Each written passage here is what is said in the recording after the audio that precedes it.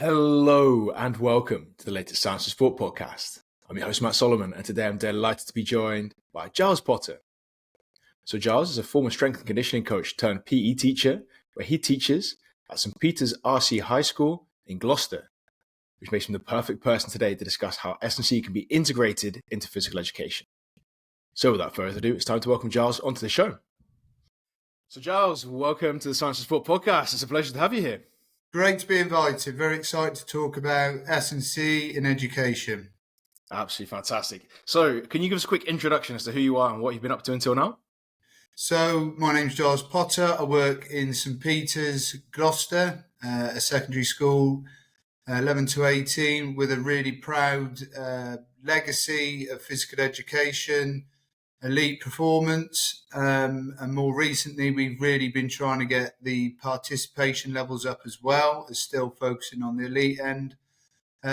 My background is I've got a sports science degree from Manchester Metropolitan University, where I had a great couple of years working in labs, which from a little kid from Stroud in Gloucestershire to this all singing, all dancing lab, as it would have been, force platforms, kinetic, kinematic characteristics, jumps, and all this was fascinating. And so I was captivated straight away by the whole idea of S&C, finding these small amounts that make a big difference. So once I graduated, started working with some rugby clubs, which is what my passion is, on their strength and conditioning, very loosely, nowhere near as sophisticated as what it is now, with some success. And I really enjoyed it, and an opportunity came to work at St. Peter's as a teacher, trainee teacher, where they had a really strong programme for rugby, and I was fortunate enough to be taken on to start the S&C journey. And like I said, it was very basic in comparison to where our current S&C coach has got it to. But we had a lot of success in that time, and we've kept that going. And I see it now from a different side from it, as because I'm a PE teacher, I see it more that way, as opposed to just working with 30, 40 kids. I see it as working with 120, 240 kids and how they can access it all. Absolutely excellent. So you've got kind of the both of those backgrounds mixing into each other. Obviously the sport one, and then looking from a slightly different lens now. But when we take it back to the essence of why you're doing all of those things, right? Like, why is physical education important for children, for kids? From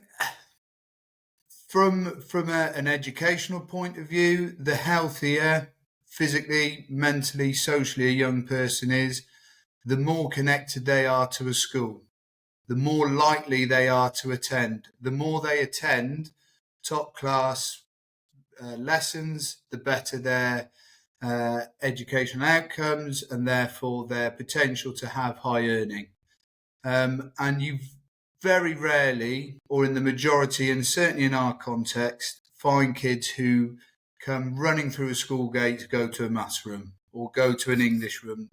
You know, they have passion around reading, and they have a passion around engineering and quantum physics, but most kids will run through the gate to do sport, to do art, to do music, that kind of thing. And that's what they connect with their school.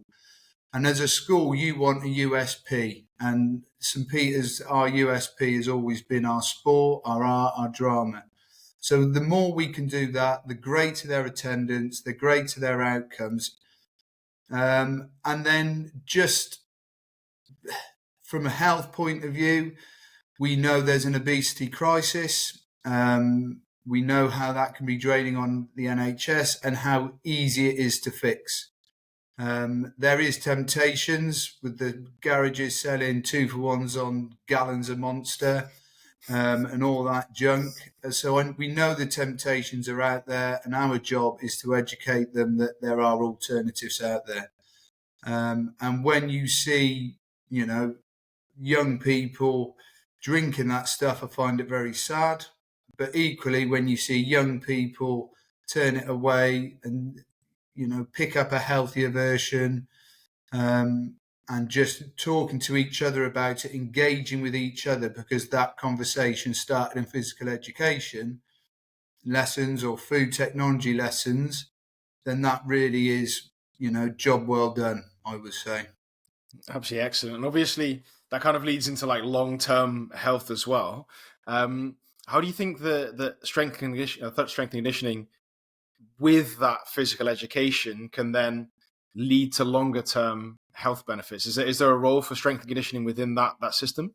Definitely. And the analogy I use when I'm talking about it with Tom here at school is it works with our elite students. So he does sporting aptitude, and through S&C we can identify maybe the more late maturer, and we work hard on that because we know through growth and different ages and all that kind of thing, athletes come around when you least expect it. So I use the analogy of a Formula One car. And a Formula One car is what you're aiming for. That's your elite. That's where every bit of technology's gone into it, the best tyres, the best computers, brakes. Well, if we add a small percent of that into the general population, they get a bug for it, because once they see a small improvement, and it might just be in their mobility, that mobility transfers into running more comfortably. And suddenly, PE doesn't seem that bad after all, when they've been maybe really tight and they've sat at a desk and all this kind of stuff. And then they might just get a little bit of joy out of some mobility. And that's little bit that you've done with the Formula One car, you bring down to your 1.1 litre car that just runs around on the roads. And then gradually you build that one and you soup it up and you soup it up over 5-7 years. And that value then they take with them, because they know now how good it feels to be mobile and athletic, as opposed to maybe sedentary, eating badly. They recognise the difference. So that journey that S&C, even if you do a small part of it in every lesson, they get huge benefit from. And they just gradually grow and grow until they're a big old muscle car. So it sounds a little bit like you're basically teaching them how to be a healthy, active adult, right? Absolutely. And that it's a journey, and they see, you can't help, young people are going to compare themselves, and they don't recognize that 11-year-old person is just genetically like that at that moment in time. That doesn't mean 5, 6, 7, 8, that genetic person just keeps morphing into a bigger genetic mu. Things change. And we know all about maturation ages and all that kind of thing. And then once you take them on that journey and you instill in the confidence and you tell them it's not going to be built in one day, you take them on that journey, and the number of kids you see that come back maybe after the big 6-week holiday in the summer, or even a half term, and they come up to you and they're keen to go again, because they maybe have done a bit in the holidays or whatever it might be. They just recognise it and want more of it. And when they then leave us, I'm convinced, just looking at team sheets that pop up around the area, even in national leagues and premierships and all that kind of thing, they're still doing it, and they still would say it's from what they got here. Equally, you could bump into a kid at a gym and they're still doing it. They might be a coach of it. We had a young lady leave who has set up a ladies only personal training business. So there's so many other ways through it, that we're not just saying you're an athlete, but there's careers within it. There's a whole lifestyle within it. I think that's an amazing testament to what's possible, right? So obviously you kind of got them captive, and you can say, like, we're going to do PE because the government tells us to, and we're going to drip this in over the years and just educate you as to how you can basically improve your life long term. And you mentioned things like paying more attention in class, and obviously being able to have access to better learning opportunities, and more money, etc. Couple that into being active, healthy, happy, etc. I imagine that you're able to produce outstanding young people who are ready to really attack their young 20s, for example. Definitely. And my other role within the school is working in the sixth form.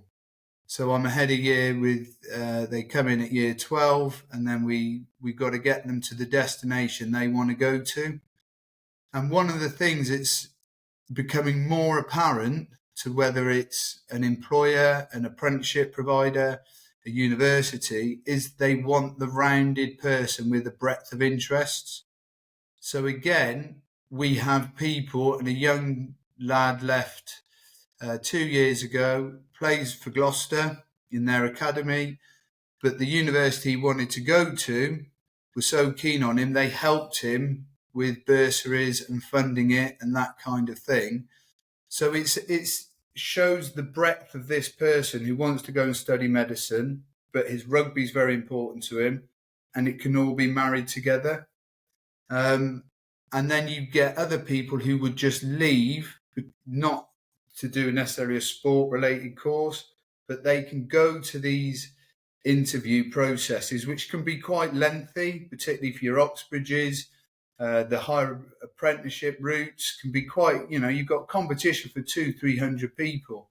And if sports people or people have engaged with us over a period of time, 7 years, if we've had them from 11, can hold eye contact because you're integrating with them all the time and you're talking to them all the time. It's not booked down, and it's not, there's no gadgets. You're interfacing and communicating with them all the time. So they then go off and they can say, where are you from? What have you done? And you can have eye contact. What do you do when you're not studying quantum physics or politics or whatever it is? I go to the gym, I hike, I ski, I do.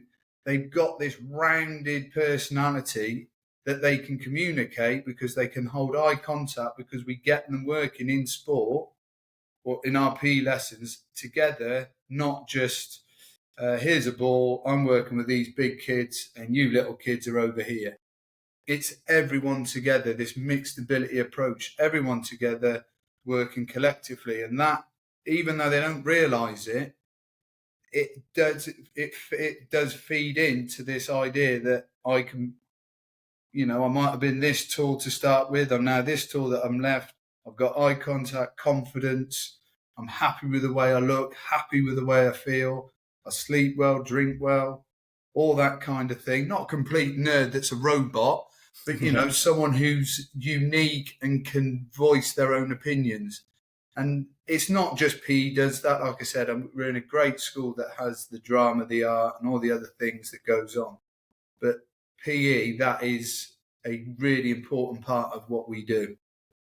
Absolutely excellent. So obviously, to get all of those things, we need to kind of look at the PE side of things as well. So when we're looking at S&C and how to integrate that into physical education, like how can we go about getting S&C drip fed into those PE lessons? Again, we did it very prescriptively. So we've had, like I said, I started the journey off many years ago. We've had a lot more sophisticated, cleverer people than me that came into it. But actually, COVID was a really good friend to us because it made us put the brakes on it.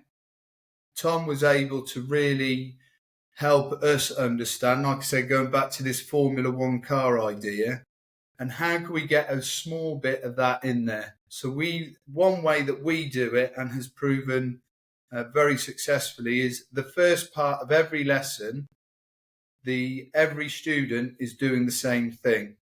So we do this, the same warm-up that follows some mobility, some strength, and depending on the time of year, so it's all periodized, developing into some power, some speed, and some endurance work. And then we can get that done in around 10-15 minutes. And actually, they don't begrudge it because we take all the competition and because you can differentiate it all how it needs to meet their needs. But they look around and they're all doing the same. Girls, boys, high ability, low ability, everybody's doing the same. So they do a mobility block, strength power block, speed block, running. And that can be 10-15 minutes of your lesson. And if, like I'm ahead of year, you've got responsibility, a kid in your previous lesson's got a nosebleed, someone's got a note for this, someone's forgotten kit for that. Once you've got the kids in that routine, they do it. And going back to being lifelong learners, they go to a gym, they'll remember how to warm up, how to structure that first block of their work before they then carry on to whatever it might be. But they're in a routine and they're just chatting away. They're working quite diligently because we make sure it's all when we've taught it. And they start the lesson themselves. So you get that bit of it. But then there's the Mr. Miyagi effect as well.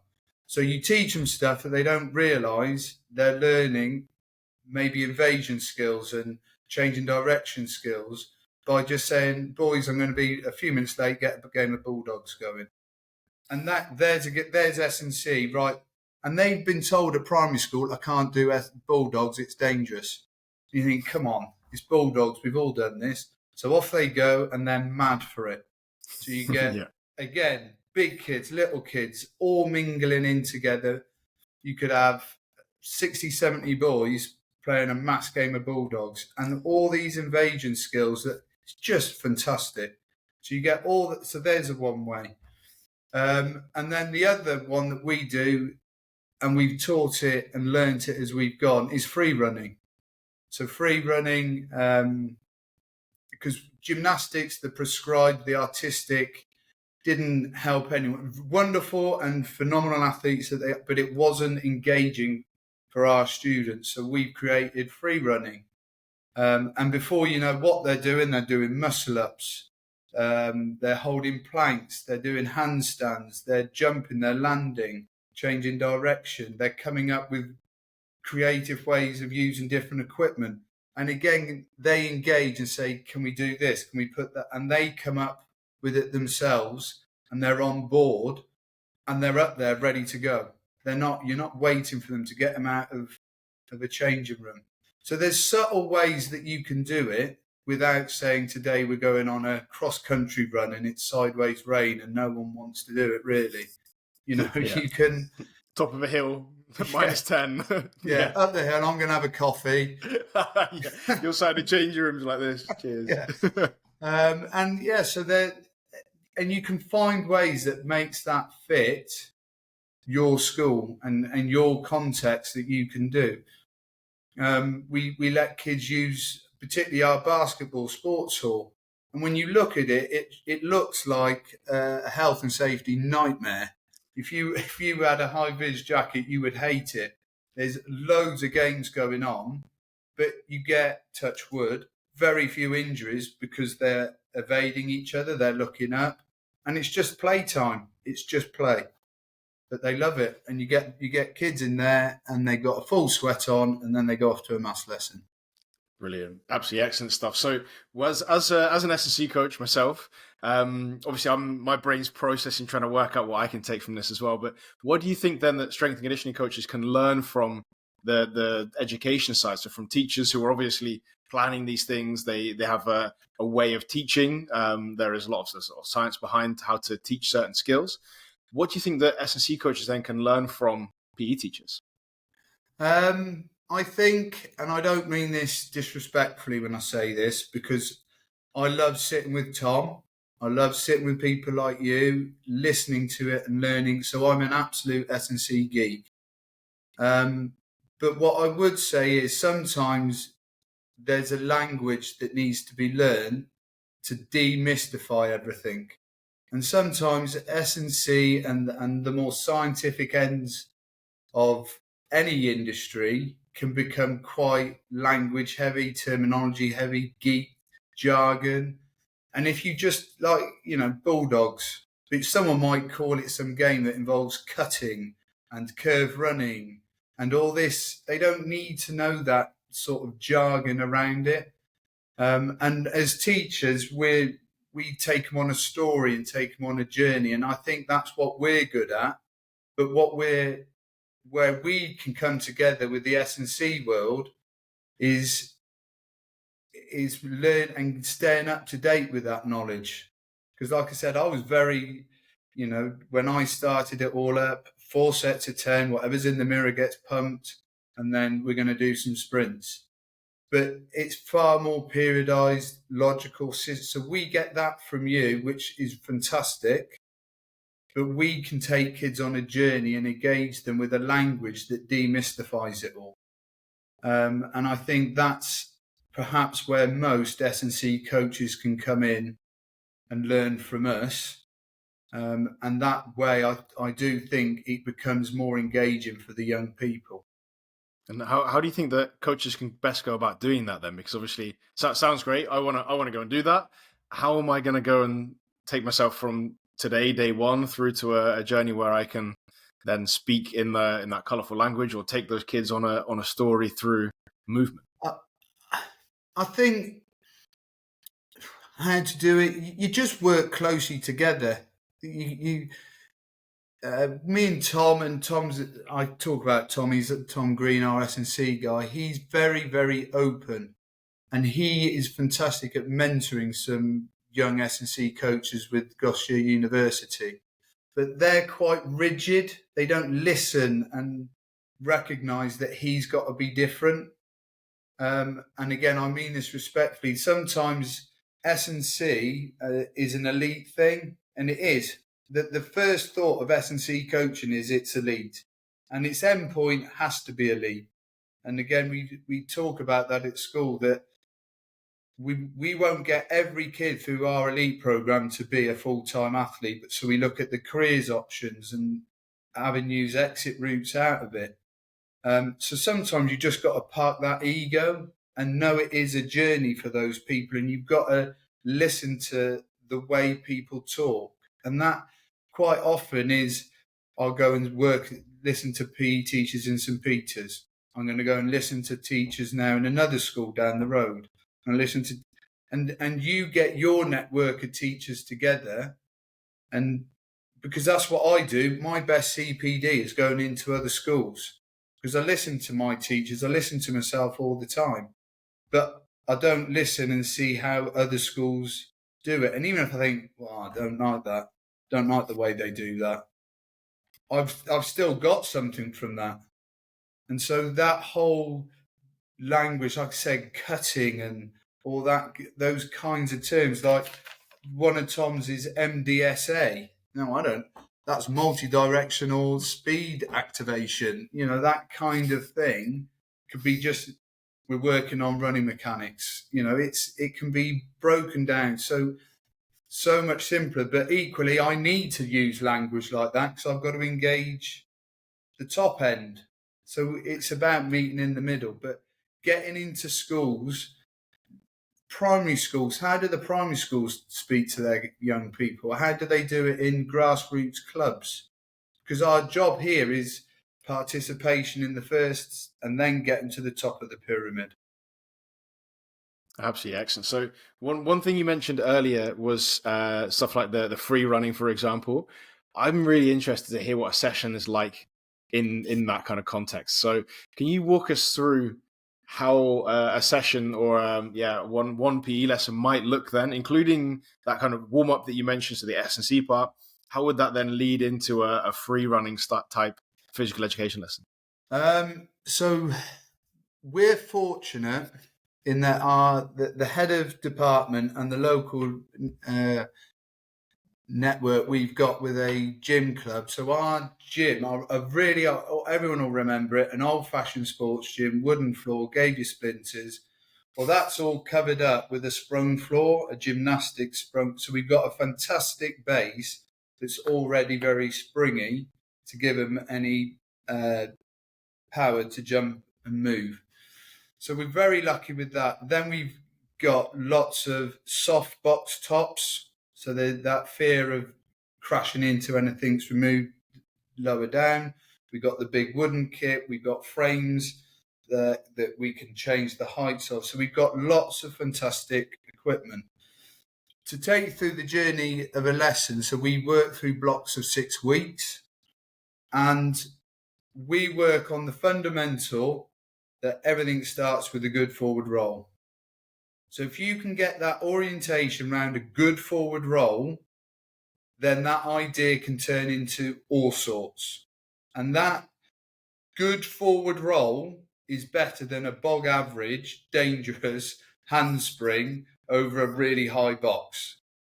So we really impress upon them the quality. So you get that gymnastics message, you get the message of removing fear, and you get this message that basic movement is better than not landing a handspring or a somersault. So we work through that, and that might take a couple of lessons, because at the same time we're working on them being upside down. So we get them learning to be doing handstands with partners. So it's this whole idea that you're going to be disorientated. You're going to be upside down and you're going to be moving at speed. But we do it very safely over the first, and then we say, right, and it's literally the Mr. Miyagi effect. Let's do it over this level of box. So in the first 2 lessons, they are now rolling over a box that could be 2/3 their height. What they've then generated is they've learned how to take off from just doing it on the floor. Well, they've got the same footwork, but they've learned to generate the power to get up and over a box. And then all we do then is just throw as much kit in a rough, safe order, and they come up with then how they might get over it.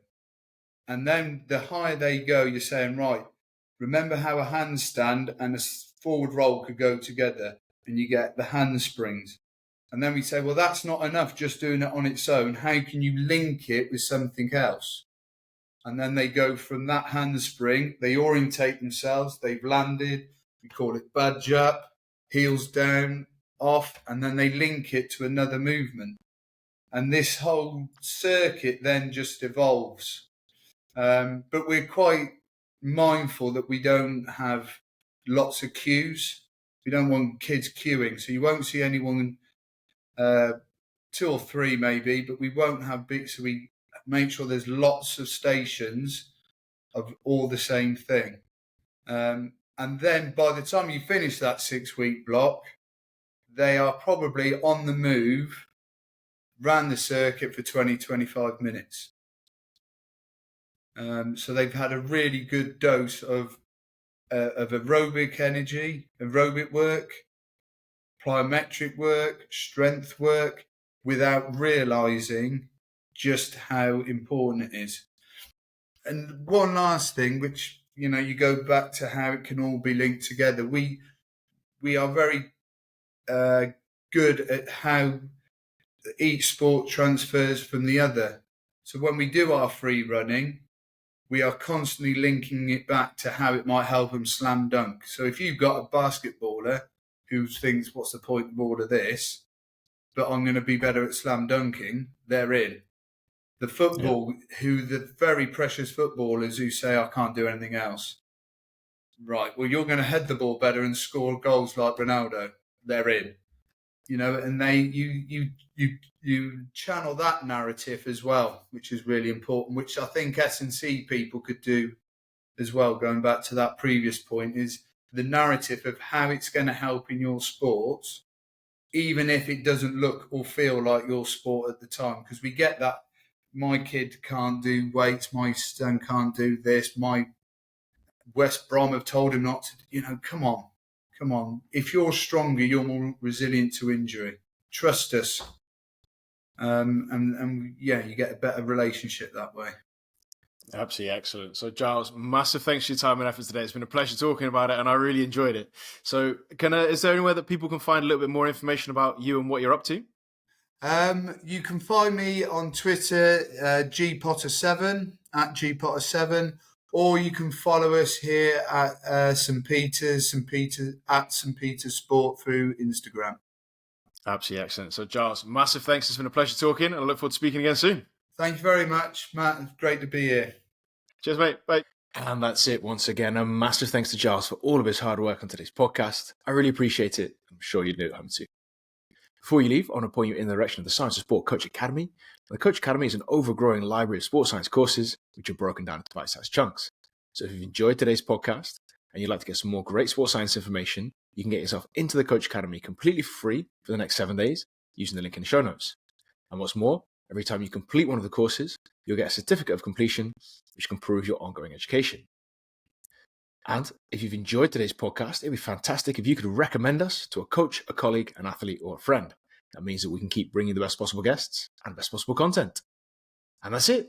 Once again, a massive thanks from me. I'm Matt Solomon of Science of Sport, and I'll speak to you next week.